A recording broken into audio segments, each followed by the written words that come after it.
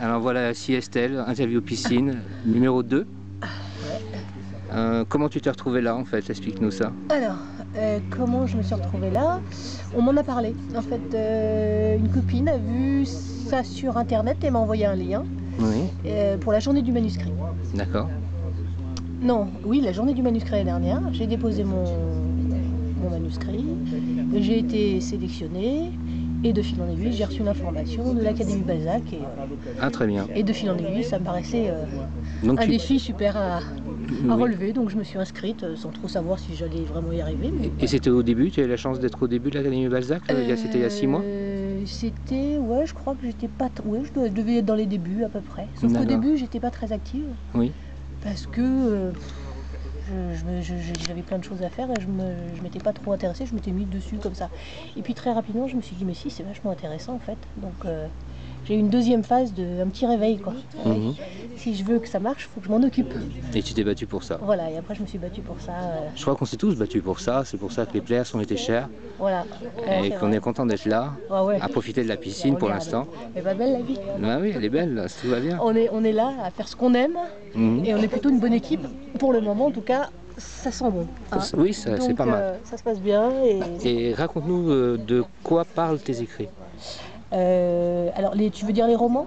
Par exemple. Oui, parce que j'écris plusieurs choses, donc c'est pour ça que je te demandais. Alors, les romans, le premier, c'est l'histoire d'un réveil spirituel. Ça s'appelle Amis sous les éclairs, et c'est l'histoire donc à travers un personnage et ses relations amoureuses. C'est comment sortir du rapport de force pour arriver à un amour plus inconditionnel, voire spirituel. Donc c'est cette transformation, cette transition. Donc c'est pour ça que je dis que c'est un réveil spirituel, parce qu'en fait le réveil arrive sur la fin. Mais avant évidemment il se passe tout un certain nombre de situations et de situations qui font qu'on comprend ce cheminement et ce pourquoi. J'écris aussi beaucoup sur la spiritualité. Ah d'accord, ouais. On se retrouve, disons-nous. D'ailleurs, est-ce que j'écris sur autre chose que la spiritualité? Bah ouais. Attends que je réfléchisse. Et peu. Ouais, moi aussi. C'est quand même, c'est-à-dire qu'après la notion de spiritualité, on peut en débattre. Hein. Oui, elle est tout à fait large, mais enfin, en tout cas, elle peut me définir et te définir aussi. Ouais, donc. Complètement. Ah oui, ça c'est essentiel dans ce que j'ai envie d'écrire. Alors il va falloir influencer un petit peu les autres, mettre un souffle de spiritualité dans cette œuvre policière. Ah ouais, ça serait super. Parce que l'œuvre policière n'est pas forcément spirituelle. Ouais, mais je pense qu'on peut y intégrer des éléments. Peut-être même un personnage, à voir. Mais pour l'instant, j'ai pas encore ma petite idée, mais je pense qu'on peut y intégrer quelque chose. Bon. Ouais. Il va falloir se battre. Voilà. Oh, je sais pas s'il va falloir se battre. Peut-être ça va se faire naturellement. Espérons. Ouais, non, je suis pas inquiète. Après, il y a à parler de spiritualité et de spiritualité. Quoi. Il y a une façon peut-être d'amener le sujet sans en avoir l'air et sans utiliser peut-être certains mots qui peuvent... Il va falloir que tout le monde amène de quoi nourrir l'œuvre. Chacun ses spécificités. Ouais. Et aussi, je pense, ce qui nous regroupe. Plus on trouvera des sujets communs, plus on aura la facilité à les traiter. C'est ça, le pot commun, ouais, c'est ce que moi je dis aussi. Je pense qu'il faut qu'on trouve le pot commun. Et c'est pour ça que la façon d'amener le défi d'écrire, c'est effectivement ce brainstorming dans un premier temps d'idées et après de voir ce qu'il y a dans ce pot commun justement qui peut faire quelque chose d'intéressant. Voilà. D'accord. Je vois que les autres se réveillent autour de la piscine, donc je pense qu'on nous entend un petit peu moins. Donc on va terminer cette interview par une de tes citations préférées. Tu en as en tête? Des citations? Une citation, ça peut être un peu égocentrique, mais bon, un de mes slams. C'est la prose comme une arme, les mots sans les larmes. La prose comme une arme, les mots sans les larmes, l'amour est mon combat. D'accord, très bien. Voilà, tout est dit. Ça me résume plutôt bien.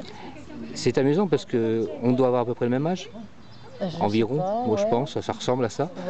Et c'est quand même une culture qui n'est pas tout à fait de notre génération. Et moi je m'intéresse. On me dit souvent. Oui, moi aussi on me dit ça, mais c'est pas pour ça qu'on s'appelle les vieilles âmes, s'intéresse forcément aux jeunes âmes et aux jeunes générations. Mais moi aussi, de par le hasard en fait, je fréquente des jeunes gens et je m'intéresse donc au rap hardcore, du coup français. Et il y a vraiment beaucoup de talent et il y a beaucoup de création là-dedans. C'est vraiment la culture dominante actuelle, je me rends compte dans la jeunesse, le rap. Hein. Et c'est plus intéressant que je le croyais. Il y a vraiment des créateurs et des artistes parmi eux, pas forcément connus. Ouais. Mais ouais, certainement. Je sais pas, moi, le rap hardcore, je le connais pas, mais le slam, en tout cas, ce que moi, je préfère, enfin, ça me touche plus le slam, parce que il y a une forme de poésie, en tout cas, moi, dans celui qui me plaît et qui me touche.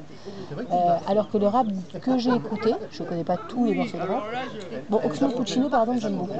Mais le rap en général, ça prône assez la violence et c'est pas quelque chose qui m'intéresse en tout cas moi maintenant. Voilà. J'aime le côté autobiographique du rap. Souvent, ce sont des gens qui racontent leur vie, des vies qui peuvent être assez intéressantes, atypiques, sûr, et ils ont un certain talent d'écriture. Ah mais ça, c'est incontestable. Ouais, ça, au niveau de l'écriture.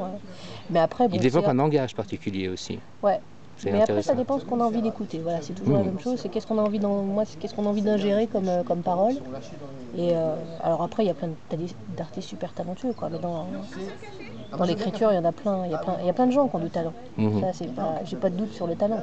Après, c'est sur la persévérance et sur le. Oui, ça fait partie. On m'a toujours dit, c'est pas le talent. Des gens qui ont du talent, il y en a partout. Ce qui est le plus difficile, c'est d'être persévérant dans son art. Et c'est vrai que. Il faut vivre pour. Faut que ça soit en soi, quoi. Je pense que c'est un truc viscéral. Sinon, c'est trop difficile, quoi. C'est un chemin. Moi, je considère que l'art l'art, quel que soit l'art d'ailleurs, c'est un chemin spirituel. On en revient encore à. Voilà. Donc c'est même pas. Est-ce que tu as entendu parler d'Emmanuel Swedenborg? C'est un mystique qui était sous Charles XII, je crois, je ne sais plus, au Danemark. Ouais. Ça doit être début XVIIIe siècle. Et il disait que le salut de l'âme était par l'art. Ah bah tu vois, bah voilà, je le rejoins. Je pense que moi je dis, comment j'ai dit sur mon site à un moment, je dis de ma bouche volent les sons, de mes mains glissent les mots, tel est mon chemin. Et l'art est la plus belle, enfin comment dire, l'art et je sais plus comment je dis ça. En quelque sorte, je dis que c'est sacré, quoi. Voilà. Pour moi, c'est le moyen en plus en Occident de pouvoir matérialiser la spiritualité. Alors qu'ailleurs, elle peut se matérialiser autrement, mais chez nous, c'est plus difficile, disons. Tout à fait. Elle a été prise en Guadeloupe, en fait, cette photo. Bon, on va arrêter cette interview parce que j'ai peur que le son soit moins bien capté. D'accord. Je te remercie beaucoup. Bah, c'est moi, merci. Je vais essayer de faire un portrait comme ça, un peu de tout le monde, et mettre ça sur mon blog perso, mes pages perso, et faire mon académie parallèle. Ton académie à toi. La mise en abîme de l'Académie Balzac par Ménopode. D'accord. Ok. À bientôt. Bonne chance. Bonne chance à toi.